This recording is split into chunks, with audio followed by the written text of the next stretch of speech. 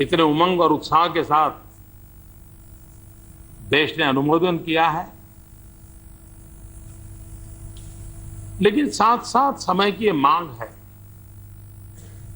कि हम सब हमारे इतने महान लोकतंत्र प्रति गौरवान्वित होकर के विश्व के सामने जरा सर ऊंचा करके आंख मिला करके बोलने की आदत बनाएं।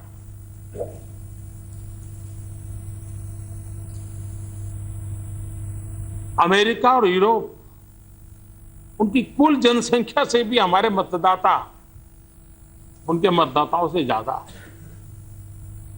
यानी हम कितने बड़े विशाल देश हैं, कितना बड़ा लोकतंत्र है।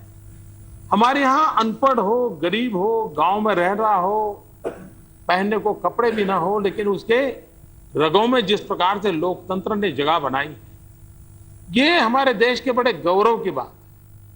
लेकिन विश्व के सामने हमें इसे उस रूप में अभी तक ला नहीं पाए कि हम सबका सामूहिक कर्तव्य है कि हम भारत के इस लोकतांत्रिक ताकत को विश्व के सामने उजागर करें और एक नए आत्मविश्वास का हम संचार करें। उस दिशा में हमने प्रयास करना चाहिए। राष्ट्रपति जी ने अपने अभिभाषण में अनेक बिंदुओं को स्पर्श किया है और सभी माननीय सदस्य ने अपने अपने तरीके से उसको व्यक्त करने का प्रयास किया है। लेकिन एक बात मैं जरूर कहना चाहता हूं, विजय और पराजय दोनों में सीख देने की ताकत होती है और सीख पाने की आवश्यकता भी होती है। जो विजय में से सीख नहीं लेता है वो पराजय के बीज बोता है, और जो पराजय में से सीख नहीं लेता वो विनाश के बीज बोता है। और इस बात को जय और पराजय के उन तराजू से ऊपर हट करके हमने कुछ सीखना भी होता है। मैं एक बार आचार्य विनोबा जी के चिंतन को पढ़ रहा था और उसमें उन्होंने युवा की व्याख्या की और बड़ी सरल और अच्छी व्याख्या है। उन्होंने कहा युवा वो होता है जो आने वाले कल की सोचता है, आने वाले कल की बोलता है, लेकिन जो बीते हुए बातों को गाता रहता है वो युवा नहीं हो सकता, उसकी सोच युवा नहीं हो सकती। उसके लिए बीती हुई बातों को ही गुनगुनाते रहना, लोग स्वीकार करें या न करें, लोग अस्वीकार करें तो भी उसी अपने लहजे में रहना, ये हमने भी देखा है। कभी रेलवे में, बस में कोई ऐसे बूढ़े सज्जन मिल जाते हैं तो देर तक उनको सुनना पड़ता है, क्या क्या उनके भूतकाल उनका क्या था, वो सारी कथाएं सुननी होती है। तो ये विनोबा जी की युवा की बड़ी बढ़िया डेफिनेशन है और मैं मानता हूं कि उसके हमने आगे वाले दिनों की ओर सोचने के लिए प्रेरित करती है। भारत की एक ताकत उसका संघीय ढांचा है। बाबा साहब आंबेडकर और उस समय के हमारे विद्वत पुरुषों ने हमें जो संविधान दिया है उसकी एक सबसे बड़ी ताकत है संघीय ढांचा। हमें आत्मचिंतन करने की आवश्यकता है कि क्या हमने दिल्ली में बैठ करके संघीय ढांचे को ताकत दी है या नहीं दी है, और अधिक सामर्थ्यवान बनाया है कि नहीं बनाया है। और अगर भारत को आगे बढ़ना है तो राज्यों को आगे बढ़ना होगा। अगर राष्ट्र को समृद्ध होना है तो राज्यों को समृद्ध होना होगा। अगर राष्ट्र को सशक्त होना है तो राज्यों को सशक्त होना पड़ेगा। और इसलिए जब मैं गुजरात में मुख्यमंत्री के रूप में काम करता था तो हम एक मंत्र हमेशा बोलते थे, भारत के विकास के लिए गुजरात का विकास, ये हम हमेशा शब्द प्रयोग करते हैं। ये राज्यों के अंदर ये माहौल हम पनपा पाए हैं क्या? मेरा ये सद्भाग्य रहा है कि एक राज्य के मुखिया के रूप में पीड़ा क्या होती है उसने बहुत मैंने झेला है, अनुभव किया है।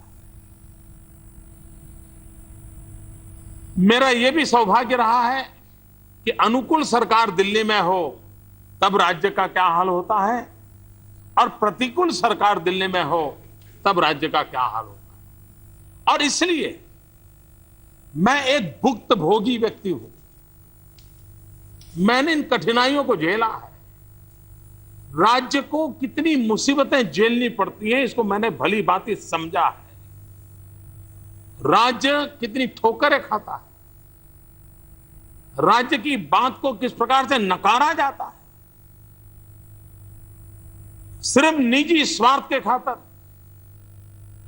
राज्य की विकास की योजनाओं को किस प्रकार से रोका जाता है, पर्यावरण के नाम पर राज्य की विकास यात्रा को दबोचने के लिए किस प्रकार के षड्यंत्र होते हैं, इन सारी बातों का मैं भुक्तभोगी हूं। और इसलिए एक ऐसे व्यक्ति को प्रधानमंत्री बनने का अवसर मिला है, एक ऐसे व्यक्ति को देश की सेवा करने का सौभाग्य मिला है जो भली भांति राज्यों की पीड़ा को समझता है। और इस पीड़ा में से मैं आज इस सदन को विश्वास देता हूं। आदरणीय सभापति जी, राष्ट्रपति जी के भाषण में हमने इस बात को बल दिया और हमने कोऑपरेटिव फेडरलिज्म की बात कही। ये बड़े भाई छोटे भाई वाला कारोबार नहीं चलेगा। हमने राज्यों के साथ समानता का व्यवहार करना होगा, कंधे से कंधा मिलाकर के काम करने का दिशा हमने बना ली।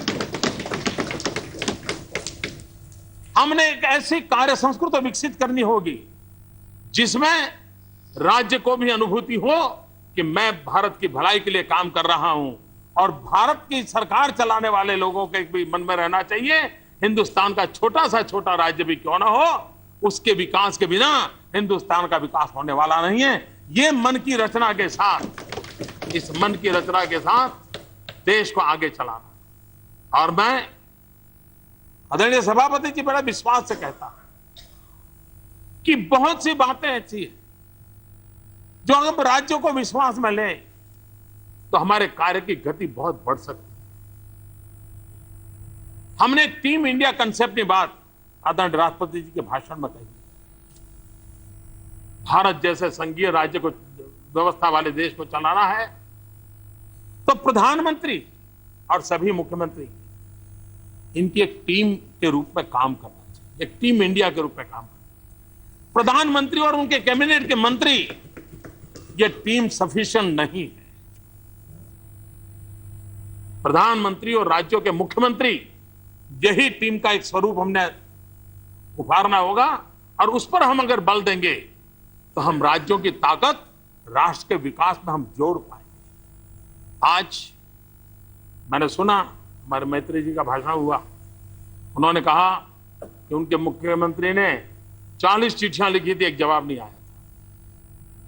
यह स्थिति हमें बदलनी होगी, और इसलिए इस अवस्था को लाने के लिए कोई मैकेनिज्म विकसित हो, उस पर हम प्रयास करने के पक्ष में हैं। हम आगे बढ़ना चाहते हैं। हमारे देश में कुछ लोगों को गुजरात मॉडल की बड़ी चिंता हो रही है। कुछ लोगों के मन में यह भी सवाल है गुजरात मॉडल आगे है क्या।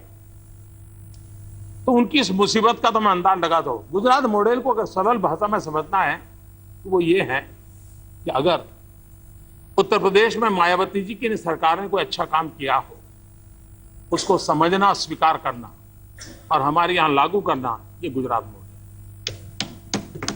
केरल में लेफ्टिस्ट की सरकार, लेकिन उनका एक कुटुंब प्रोग्राम था, हम उसे सीखे, हमारे अनुकूलता के अनुसार उसको लागू किया।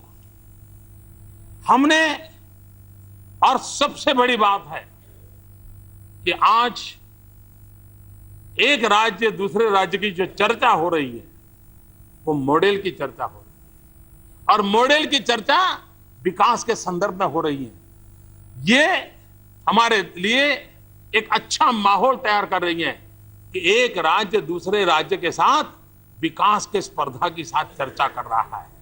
और मेरे कान इस बात को सुनने के लिए हमारे यहां लायलित रहते हैं कि कभी बंगाल ये कहे कि हम गुजरात से आगे निकल गए, कभी तमिलनाडु कहे कि गुजरात और बंगाल दोनों से हम आगे निकल गए, कभी आंध्र कहे कि हम तेलंगाना से आगे निकल गए, कभी तेलंगाना कहे हम आंध्र से आगे निकल गए, कभी बिहार कहे कि हमने गुजरात को पीछे छोड़ दिया। ये स्पर्धा का माहौल, विकास की स्पर्धा का माहौल हमें देश में देखना है, बढ़ाना है। और उस दिशा में हम इस बात को लेकर के आए कि हम एक कोऑपरेटिव फेडरलिज्म को लेकर के देश को आगे बढ़ाना चाहते हैं। हमारे देश में हर राज्य की अपनी शक्ति भी है, हर राज्य की अपनी विशेषता भी है। हमें उसको समझना होगा। गुजरात जैसा छोटा सा राज्य, लेकिन हर जिले में हमारा एक मॉडल काम नहीं करता है। एक ही प्रकार के कुर्ते सारी दुनिया को पहनाए नहीं जा सकते। वहां की विशेषता यह है कि रेगिस्तान वाला कच्छ, उसका मॉडल हरा भरे वलसाड़ में नहीं चल सकता है। उसी प्रकार से एक राज्य का मॉडल दूसरे राज्य पर थोपा नहीं जा सकता। उसी प्रकार से दिल्ली के विचार राज्यों पर नहीं थोपे जा सकते। उसकी प्रायोरिटी क्या है, उसकी कठिनाइयां क्या है, उसके अनुरूप संसाधनों का उपयोग करके उन शक्तियों को बल देने से वो तेज गति से आगे बढ़ेंगे। और इसलिए विकास में राज्य और राष्ट्र की दोनों की सामूहिक जिम्मेवारी एक नए राजनीतिक चरित्र की दिशा में हम आगे बढ़ना चाहते हैं। हम देखें, हमारी भारत माता के चित्र को देखें तो हमें ध्यान में आता है कि भारत मां का पश्चिमी किनारा, वहां तो कुछ गतिविधि नजर आती है। केरल हो, कर्नाटक हो, गोवा हो, गुजरात हो, महाराष्ट्र हो, राजस्थान हो, हरियाणा हो, दिल्ली हो, पंजाब हो। लेकिन हमारे देश का पूर्वी इलाका, उड़ीसा हो, बिहार हो, पश्चिम बंगाल हो, उत्तर प्रदेश का पूर्वांचल हो, क्या हमारी भारत माता ऐसी हो कि जिसका एक हाथ तो मजबूत हो और दूसरा हाथ दुर्बल हो? तो ये भारत मां कैसे मजबूत बनेगी? और इसलिए हमारे लिए प्राथमिकता है कि भारत का पूर्वी छोर जो विकास में पीछे रह गया है, उसको कम से कम पश्चिम की बराबरी में जमाने के लिए हमने अथाक प्रयास करना चाहिए। विकास, जब हम कहते हैं सबका साथ सबका विकास, विकास सर्वसमावेशक होना चाहिए, विकास सर्वस्पर्शी होना चाहिए, विकास सार्वदेशिक होना चाहिए, विकास सर्वप्रिय होना चाहिए, विकास सर्वहितकारी होना चाहिए। और इसलिए विकास को किसी एक कोने में देखने की आवश्यकता नहीं। उसको परिभाषित करें तब एक समग्र के कल्याण की परिभाषा को लेकर के आगे बढ़ने की कल्पना लेकर के हम चलने वाले लोग हैं। और इसलिए भारत का जो पूर्वी इलाका, उसकी हम चिंता कर सकते हैं। नॉर्थ ईस्ट, हम आर्थिक मदद करें नॉर्थ ईस्ट को, उसके नसीब पर छोड़ दे, कब तक चलेगा? क्या हम एक नए सिरे से नहीं सोच सकते? आज हमारे देश में 30,000 से ज्यादा कॉलेजेस हैं। हर कॉलेज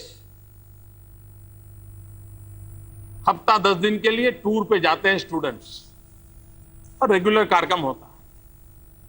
क्या कभी हमने हमारे कॉलेज को उनको गाइड किया कि कम से कम हर कॉलेज साल में एक बार 10 दिन के लिए नॉर्थ ईस्ट के टूर जरूर करेगा? आप विचार कीजिए। अगर देश की 30,000 कॉलेज के 100 विद्यार्थी नॉर्थ ईस्ट में एक हफ्ता रह करके जाते हैं, नॉर्थ ईस्ट का टूरिज्म कितना बढ़ सकता है, इको टूरिज्म कितना बढ़ सकता है। नॉर्थ ईस्ट के लोगों के सुख दुख को हिंदुस्तान के कोने कोने का व्यक्ति जानेगा, नॉर्थ ईस्ट के साथ उसका अपनापन कितना हो जाएगा, उसे भी लगेगा हिंदुस्तान के हर कोने को ये भारत मां की जय बोलने वाले लोग हैं, उनको गले से लगाने का एक रास्ता नहीं हो सकता है क्या? तरीके ढूंढने होते हैं, किस प्रकार से नए तरीके से हम देश को चला सकते हैं, उसकी योजना बनानी होगी। मैंने एक बार मुख्यमंत्री के कार्यकाल के दरमियान नॉर्थ ईस्ट के सभी मुख्यमंत्रियों को चिट्ठी लिखी। एक बार प्रधानमंत्री जी मनमोहन सिंह जी जब थे, उन्होंने एक एनडीसी की मीटिंग बुलाई थी, उस समय भी मैंने पब्लिकली कहा था, मैंने आग्रह किया था कि नॉर्थ ईस्ट के सभी स्टेट से 200 विमेन पुलिस आप गुजरात में दीजिए, 2 साल के लिए दीजिए, और हर 2 साल के बाद चेंज करते रहिए। 1500-2000 लोगों को वहां काम मिलेगा। वे वापिस जाएंगे तो यहां से कई परिवारों से उनका नाता आया होगा। इंटीग्रेशन का कितना बढ़िया है। एक भारत जो हम कहते हैं ना, ये एक भारत का ये सपना है। ये 2 या 3 भारत के संदर्भ में एक भारत नहीं है, एकता, भारत की एकता की बात है। जातिवाद के जहर ने देश को डुबो दिया है, प्रांतवाद की भाषा ने देश को तबाह करके रखा है।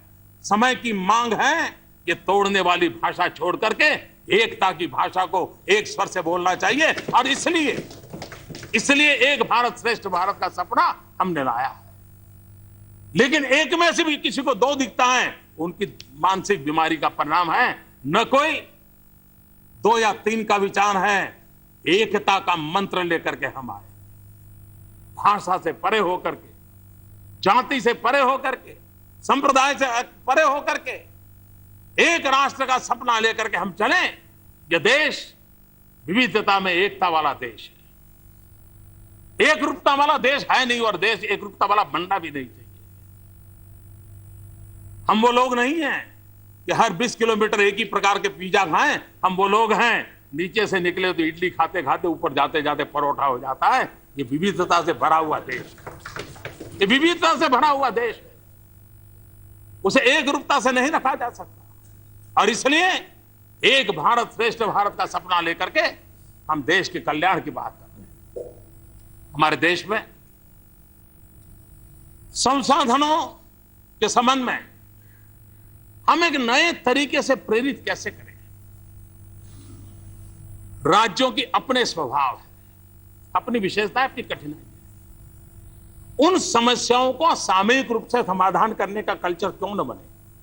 जैसे हिमालयन स्टेट्स, हिमालयन स्टेट्स को हम तराई के इलाकों के प्रगति के मॉडल से फिट नहीं कर सकते। हमारा अफसर जाएगा, वो कहेगा कि 60 किलोमीटर की स्पीड से गाड़ी चलनी चाहिए। अब हिमालय में 60 किलोमीटर की स्पीड से गाड़ी कहां चलेगी। वो कहेगा एक गाड़ी को इतना किलोमीटर जाए तो इतना डीजल मिलेगा, वहां इतने डीजल से कहां चलने वाला है। और इसलिए हमने एक टेलर मेड सॉल्यूशन में से बाहर आना पड़ेगा।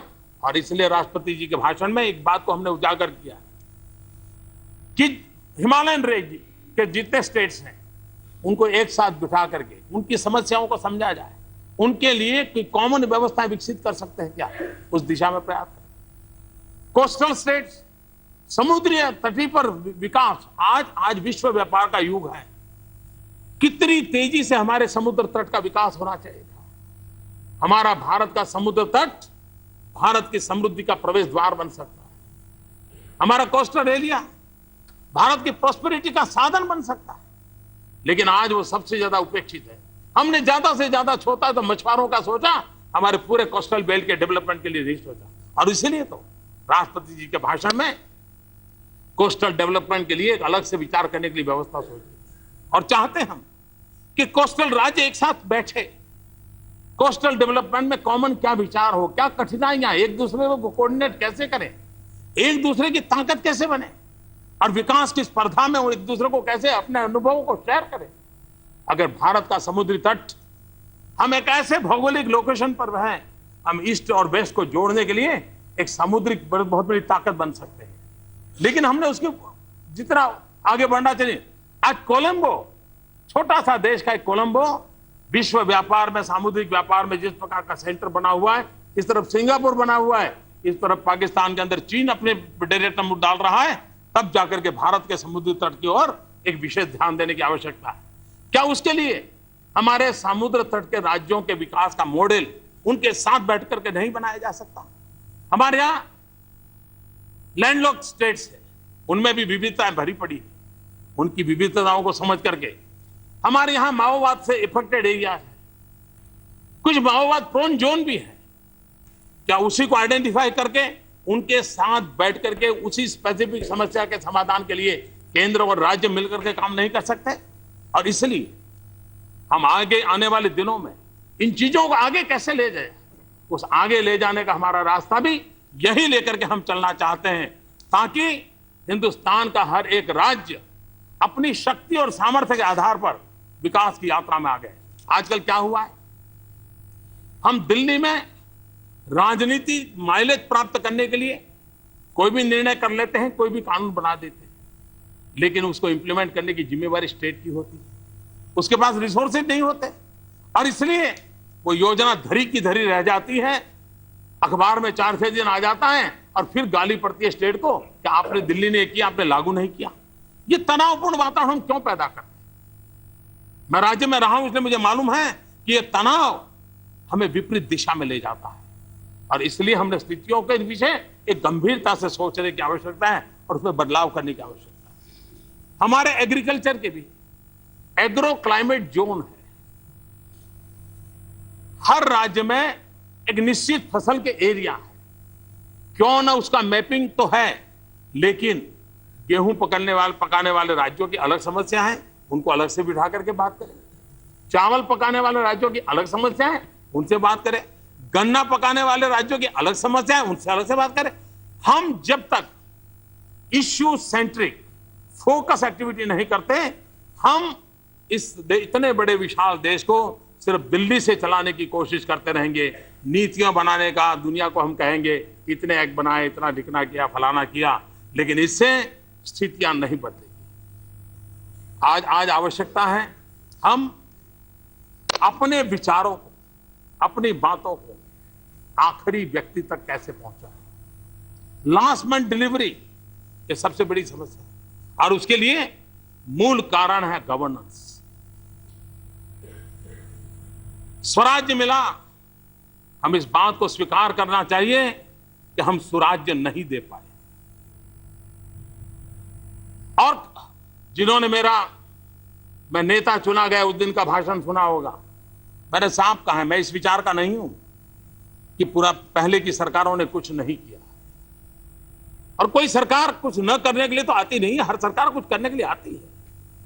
अपने अपने समय में हर सरकार ने कुछ न कुछ किया है, उन सबके क्यूमुलेटिव परिणाम का आज हम यहां है। लेकिन जितना होना चाहिए था नहीं हुआ है, जिस दिशा में होना चाहिए था नहीं हुआ है, और जिस प्रकार से देश के अंदर ऊर्जा भरनी चाहिए थी, ऊर्जा नहीं भरी है। इन कमियों को हमें पूर्ण करना होगा। और यही देश के नेता बाहर जाकर के आज भी कहते हैं कि हमारा देश तो गरीब है, और वही हमको यहां मिसाइल दिखा रहे हैं। यह देश कभी सोना की चिड़िया कहा जाता था, यह देश विश्व के समृद्ध देशों में आगे माना जाता था, यह देश ज्ञान विज्ञान की दुनिया में प्रगति का माना जाता था। गुलामी के कालखंड में से ध्वस्त हो चुका, उसमें से हम बाहर आ सकते। सुराज्य की ओर हम कैसे बल दें? हमने हमारे लोकतंत्र का ढांचे को इस रूप से हम दब गए, अपने आप पता नहीं क्या कठिनाइयां महसूस की कि हमने गुड गवर्नेंस को बल नहीं दिया। गुड गवर्नेंस सामान्य नागरिक को जवाबदेह होता है। क्या आज हम कह सकते हैं कि हमारा पूरा प्रशासन तंत्र सामान्य नागरिक को जवाबदेह है? लोकतंत्र की पहली शर्त होती है वो नागरिकों को जवाबदेह होना चाहिए, लेकिन ये स्थिति नहीं है। हम ये कह सकते हैं कि गरीब से गरीब व्यक्ति की सुनवाई हो रही है आज के व्यवस्था तंत्र में। अगर गरीब के लिए सरकार नहीं है तो लोकतंत्र की वो कौन सी असलियत है जो हमें इस प्रकार की कमियां पैदा कर रही है? और इसलिए समय की मांग है, समय की मांग है कि देश के अंदर सुराज्य पर हमने बल देना पड़ेगा। और सुराज्य पर बल देना है। और कितना ही व्यक्ति स्वस्थ क्यों न दिखता हो, ऊंचाई हो, वजन ठीक हो, सब हो, कोई बीमारी ना हो, लेकिन अगर एक डायबिटीज उसके शरीर में प्रवेश कर जाए, एक डायबिटीज प्रवेश कर जाए, सारा शरीर बीमारियों का घर बन जाता है। जिस प्रकार से शरीर में डायबिटीज का प्रवेश पूरे शरीर को नष्ट कर देता है, उसी प्रकार से शासन व्यवस्था में बैड गवर्नेंस की एंट्री पूरे शासन तंत्र को, पूरे देश को तबाह कर देती है। वो डायबिटीज से भी भयंकर होता है बैड गवर्नेंस। हमारा आग्रह है, हमारा प्रयास है कि हम गुड गवर्नेंस की ओर चलें। देश में करप्शन की चिंता है और मैं मानता हूं पूरे विश्व में हमारी एक पहचान बनी है। अच्छी है, बुरी है, सही है, झूठे हैं, हर एक के अपने अपने विचार होंगे, लेकिन दुनिया के सामने हिंदुस्तान यानी स्कैम इंडिया ये आम पहचान बन गई और उसी ने भारत की विकास की यात्रा को बहुत बड़ा सदमा पहुंचाया। हमारा टूरिज्म पर बहुत बड़ी ब्रेक लगी। क्यों लगी? बलात्कार की घटनाओं ने टूरिस्टों को आने में रोक पैदा कर दी। पूरे देश की विकास यात्रा में भारत की छोटी छोटी घटनाएं भी बहुत बड़ी चिंता का विषय बनी हुई है और इसमें राजनीति नहीं हो सकती। क्या हम टेररिज्म पर भी राजनीति करेंगे? क्या माओवाद के हमलों पर भी राजनीति करेंगे? मां बहनों पर बलात्कार पर भी राजनीति करेंगे? निर्दोषों की हत्या पर भी राजनीति करेंगे? समय की मांग है कि हम इससे ऊपर उठ करके एक सामूहिक दायित्व के साथ इन समस्याओं के संबंध में हम कोई कॉम्प्रोमाइज नहीं करेंगे, मिल बैठ करके कोई रास्ता निकालेंगे और देश की छवि जो बर्बाद हो रही है उसको बाहर निकलने का प्रयास करेंगे।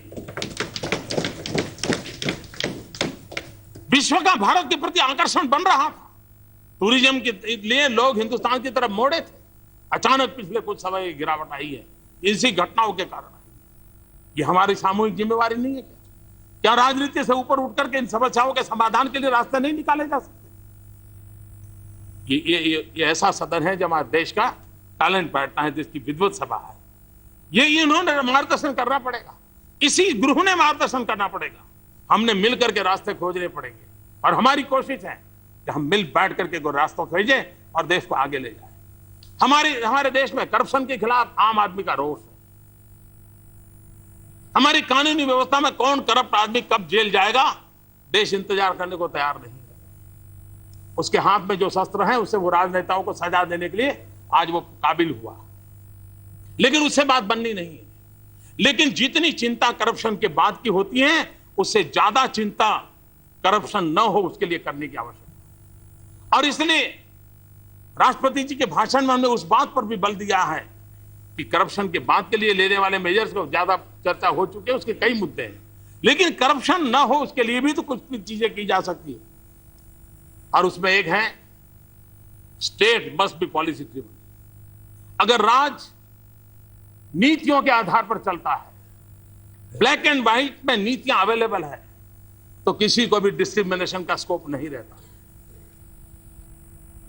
पहला और आखिरी ऐसा करने का अवसर नहीं रहता है, सबको समान अवसर मिलता है और हर कोई सवाल पूछ सकता है। और अगर वो ट्रांसपेरेंसी हो तो state must be policy driven. अगर पॉलिसी ड्रिवन स्टेट है तो करप्शन की संभावनाएं बहुत ही ग्रे एरिया बहुत कम रहता है। दूसरा है टेक्नोलॉजी। आज टेक्नोलॉजी करप्शन को रोकने में एक बहुत बड़ा रोल प्ले कर सकती है।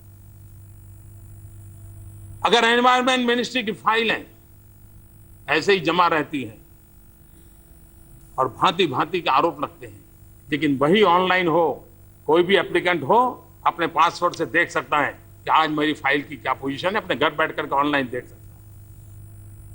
टेक्नोलॉजी के द्वारा इतनी ट्रांसपेरेंसी आ सकती है कि हमारे यहां सामान्य मानवी भी करप्शन करने से पहले 50 बार सोचेगा। सीसीटीवी कैमरा जैसी चीजें भी आज आदमी को डरा रही है, खूंखार व्यक्तियों को भी डरा रही है। तो हम टेक्नोलॉजी का भरपूर उपयोग करके करप्शन को कम करने के लिए ई टेंडरिंग वगैरह छोटी मोटी चीजें भी प्रारंभ हुई है, लेकिन उसको और व्यापक रूप से कैसे लाया जाए। इतना ही नहीं, स्कूल में बच्चों की प्रेजेंस, उसको हम बायोमेट्रिक सिस्टम से अगर जोड़ देते हैं तो फिर 40 बच्चे हैं और कोई 80 लिखवा करके सारे सहायता ले रहा है, वो करप्शन अपने आप चला जाएगा।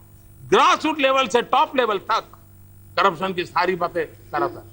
रेलवे के अंदर सीसीटीवी कैमरा की व्यवस्था होगी तो रेलवे के भीतर चलने वाली गतिविधियों को हम रोक सकते हैं। कई ऐसी बातें हैं, और जैसे एक पॉलिसी ड्रिवन स्टेट हो, टेक्नोलॉजी का भरपूर उपयोग हो और करप्ट लोगों के लिए कठोर से कठोर कार्रवाई करने की व्यवस्था हो, मुझे विश्वास है हम स्थितियों को बदल सकते हैं। हमारे देश में हम चाहें या न चाहें, हमारे इन सदनों की गरिमा पर चोट लगी हुई है। एक व्यापक चर्चा है कि संसद में वो लोग जाते हैं जिनका क्रिमिनल बैकग्राउंड होता है, 5 हो, 7 हो, 10 हो, लेकिन एक छवि बनी है। ये हम लोगों की सामूहिक जिम्मेवारी है कि हम इस कलंक से हमारे दोनों सदनों को मुक्त करें, और कलंक से मुक्त करने का एक अच्छा उपाय है हम सब मिलकर के तय करें, भारत के सुप्रीम कोर्ट को रिक्वेस्ट करें कि अभी जितने हमारे सदस्य हैं उसमें अगर किसी का भी कोई एफआईआर लॉन्च हुआ है,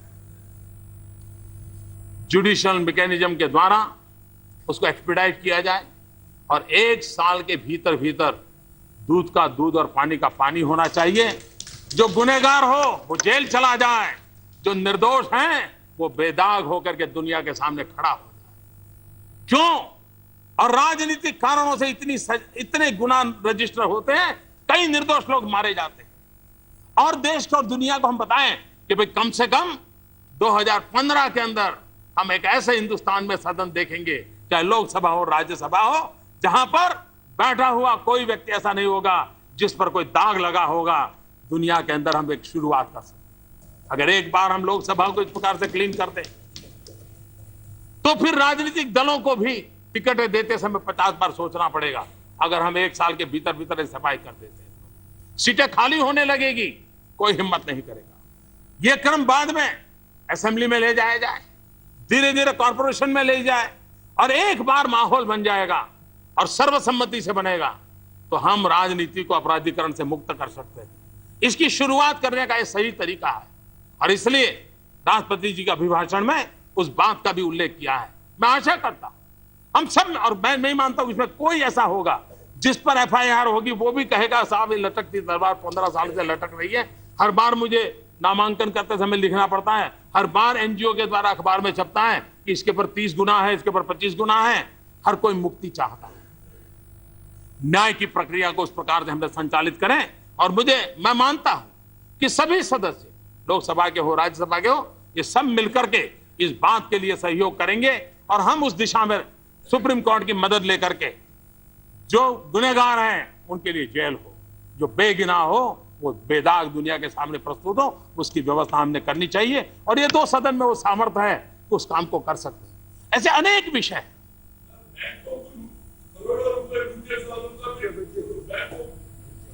प्लीज बैठ जाइए, बैठ जाइए, प्लीज डोंट। अपन यहां से शुरुआत करें और उसके बाद बाकी हो जाएगा, लेकिन आपकी भावना का मैं आदर करता हूं कि कोई बचना नहीं चाहिए, कोई बचना नहीं चाहिए। कानून का राज होना चाहिए, बेगुनाहों को सुरक्षा मिलनी चाहिए और गुनहगारों को सजा मिलनी चाहिए।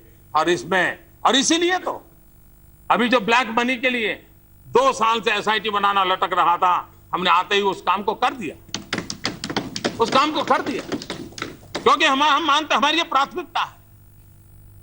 हम में से कोई नहीं जानता कि वो ब्लैक मनी वाले कौन है, लेकिन देश की जनता के सामने सत्य आना जरूरी है कि ब्लैक मनी है या नहीं है तो किसके हैं तो कितने हैं, कैसे आए हैं, कहां गए, देश को पता तो चले। और अगर नहीं है तो देश में से एक प्रकार का धुआं हट जाएगा, देश एक शांति का आनंद लेगा। और इसलिए ऐसे कामों में कोताही बरते बिना हिम्मत के साथ आगे बढ़ना चाहिए। और अगर हम आगे बढ़ते हैं तो देश के सामान्य व्यक्ति का संसद के प्रति उसकी श्रद्धा बनेगी, लोकतंत्र के प्रति उसकी श्रद्धा बनेगी, और सरकारी व्यवस्था में वो भरोसा करना लगेगा। आज देश के सामने सबसे बड़ा संकट है, उसका भरोसा टूट गया, और भरोसा इस हद तक टूटा है, यहां बैठे हुए लोग भी कभी मोबाइल फोन से किसी को एसएमएस करते होंगे और बाद में फोन करते होंगे, मेरा एसएमएस मिला, क्यों? भरोसा टूट गया, भरोसा टूट गया है। वरना भरोसा होना चाहिए कि मेरे मोबाइल से मैंने एसएमएस भेजा है तो गया ही होगा, लेकिन फोन करके पूछता है अरे मैंने एसएमएस किया था, मिला क्या? ये जो भरोसा टूट गया है उसको पुनः प्रस्थापित करने की आवश्यकता है। सरकारी अस्पताल में गया तो उसको विश्वास होना चाहिए उसकी बीमारी ठीक होगी। बच्चा सरकारी स्कूल में गया तो माँ बाप को भरोसा होना चाहिए कि उसकी पढ़ाई में कोई तकलीफ नहीं होगी। ये भरोसा होना चाहिए, और इस भरोसा पैदा करने के लिए एक बहुत बड़ी चैलेंज है, लेकिन हम मिल बैठ करके उस काम को करें तो कर सकते हैं। आप सब ने जो सुझाव दिए हैं सभी सुझाव हमारे सम्मानीय हैं, और मैं कहता हूं और बड़ी नम्रता के साथ कहता हूं, भले ही हम विजयी होकर के आए हो, भले ही देश की जनता ने कई वर्षों के बाद हमारा इतना बड़ा समर्थन किया, लेकिन अगर आपका समर्थन नहीं तो वो समर्थन अधूरा है, और इसलिए हम आपको साथ लेकर के चलना चाहते हैं। जरूरत पड़ी तो आपके मार्गदर्शन में चलना चाहते हैं। और ये कोई नई बात नहीं है। जब नरसिम्हा राव जी की सरकार थी, जिनेवा के अंदर एक कॉन्फ्रेंस में जाना था, पाकिस्तान के खिलाफ एक लॉबिंग करने की आवश्यकता थी, और नरसिम्हा राव जी ने अटल बिहारी वाजपेयी जी को पसंद किया था और उनके डेलीगेशन के रूप में भेजा था और उस काम को किया था। तो सारी जो अच्छी बातें हैं उन बातों को हमने आगे बढ़ाना है, और इसलिए हम देश के लिए काम करने वाले लोग हैं। दल से बड़ा देश होता है, इस मंत्र को लेकर के चलना है, और इस पवित्र सदन में उस मंत्र को उजागर करने के लिए हम लोग प्रयास करेंगे। आपका सहयोग रहेगा तो समस्याओं का समाधान करने की सुविधा और ज्यादा तेज होगी। राजनीति करने के लिए आखिरी वर्ष काफी होता है। अभी तो 4 साल सिर्फ राष्ट्रहित के लिए सोचें, राष्ट्र नीति के लिए सोचें, और जय और पराजय में कड़वाहट आई है उसको बाहर रख करके आए। आती है कड़वाहट, इतनी कड़वाहट के साथ आगे बढ़ने की जरूरत नहीं है। और ये तो वरिष्ठ गृह है, वरिष्ठ गृह का माहौल एक उमंग और उत्साह का होना चाहिए, उसको बरकरार करने के लिए हम कोशिश करेंगे। मुझे विश्वास है हम देश के सपनों को पूरा करने के लिए सिर्फ विजयी लोग नहीं, चुने हुए सब लोगों का दायित्व होता है। उस दायित्व को पूरा करने में हम पीछे नहीं रहेंगे।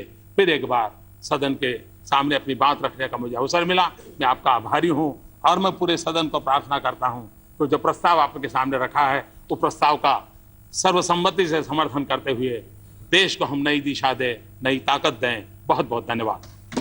Thank you.